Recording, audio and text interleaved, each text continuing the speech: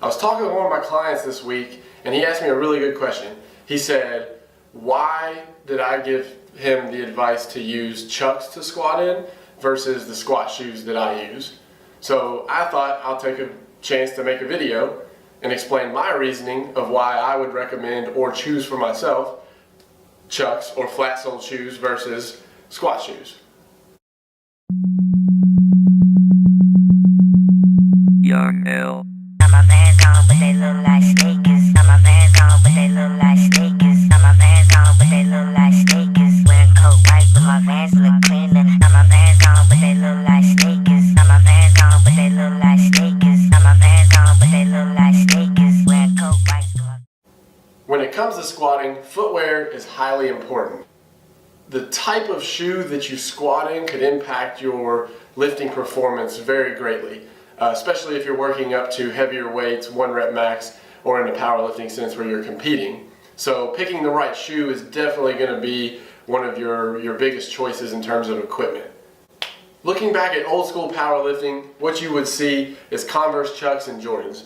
That was one of the most popular, or two of the most popular shoes that were out. So the flat-soled, sturdy shoes, those were what were always used. As powerlifting's become more popular, as Olympic lifting's become more popular, the squat shoe, something similar to the Romaleo here, has become more popular and it's being seen a lot more and a lot more available, different colors, different brands, different styles. So now we got to look at the question, which one for you? Before I get into flat-soled shoes versus squat shoes, I will say there's a certain type of shoe that you do not want to squat in.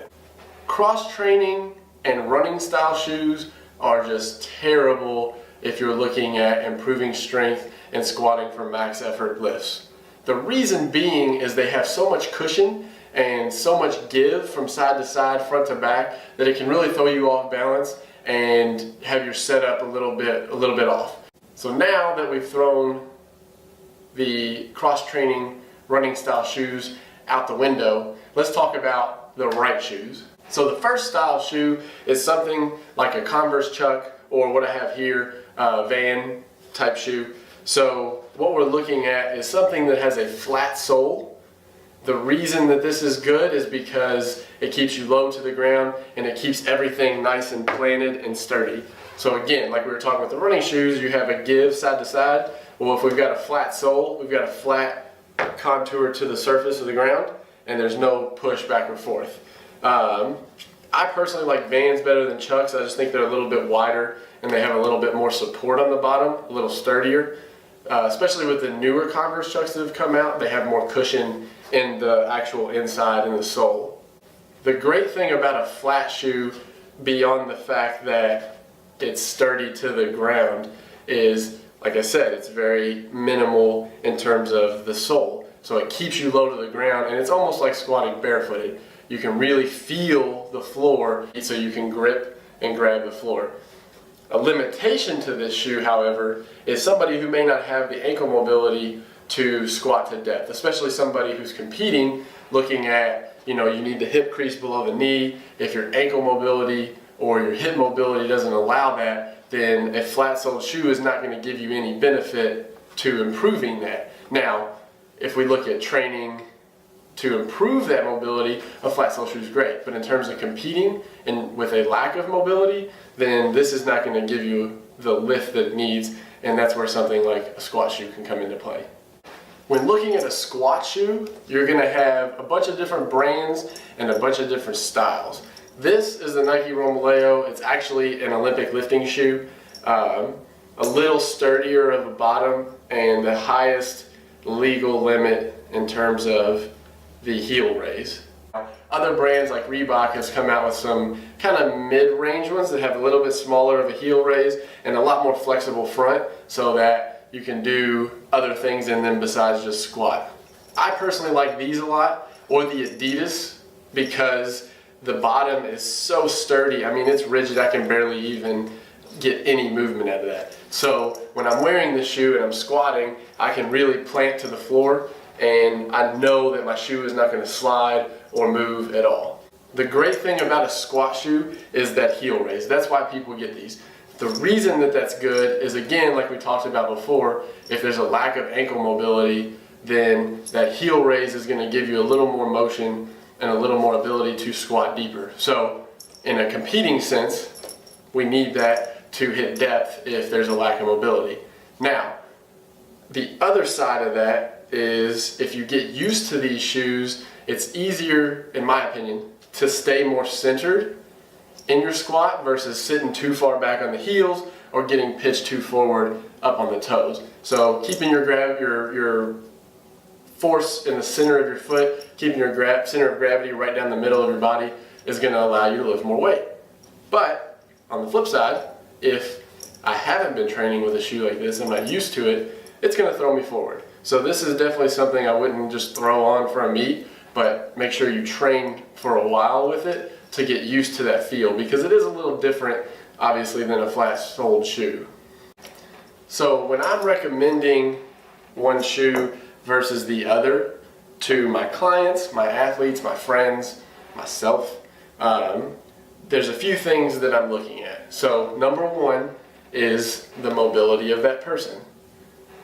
Can they achieve proper depth with no shoe on? No shoe.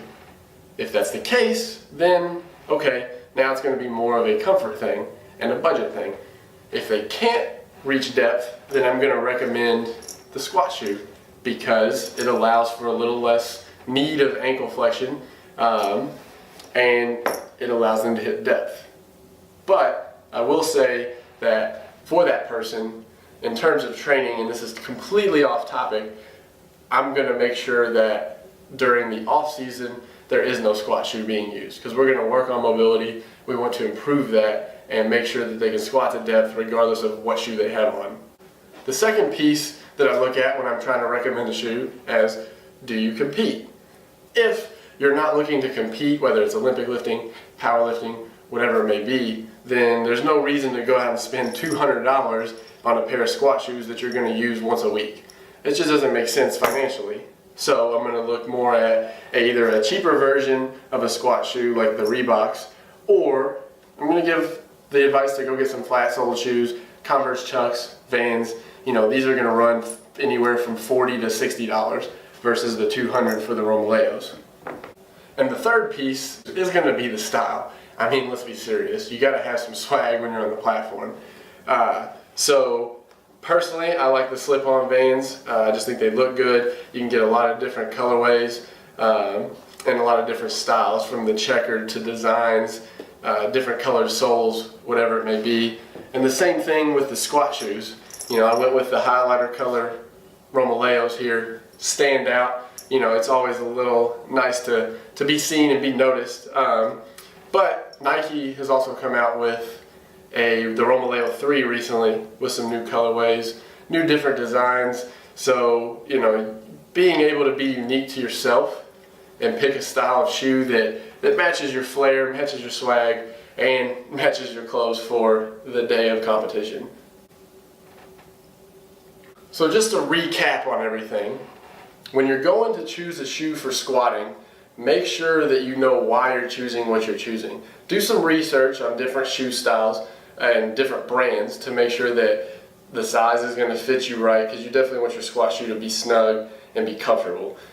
Make sure that the lift on the squat shoe is right for you and it's something you're going to be able to handle and not get thrown forward.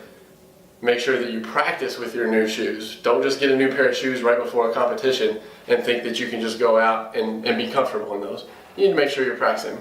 Once we figure out the style, the brand, remember, squatting in a cross-trainer running style shoe, no good. It's too much cushion, too much give. It's going to just throw you off and you're going to lose some pounds on your squat. So then we look at flat-soled shoe, elevated heel squat shoe. Both very sturdy, both great for squatting. You just got to look at your own individual needs, your mobility, your time of the season, your swag, whatever it may be. You want to figure out what works for you. So ask your coach, look at your squatting videos, make sure that your depth is good, and then go from there in terms of flat sole or squat shoe. I hope this was helpful and you appreciate my opinion on squat shoes. Again, I used to be a flat-soled lifter, and after a while, my ankle mobility, which I'm working on, wasn't that great, and I was having trouble hitting depth, so I went out and tried the squat shoe, and it just felt great. I feel a lot more balanced, I feel a lot more centered in my squat, so now I stick to the squat shoe. If you have any other questions about what kind of shoe, make sure you leave a comment down below. Like the video for me, and I hope you subscribe as well, because I'll keep updating you on some different information in the world of powerlifting, in the world of lifting, in the world of swole. Peace. Jumpin', them boys up to something. They just spent like 2 or 3 weeks out the country. Them boys up to something, they just not just bluffing. You don't have to call, I hit my dance like Usher, ooh. I just found my tempo like on DJ Mustard, ooh. I hit that Ginobili with my left hand, though, like woo. Lobster and saline for all my babies that I miss.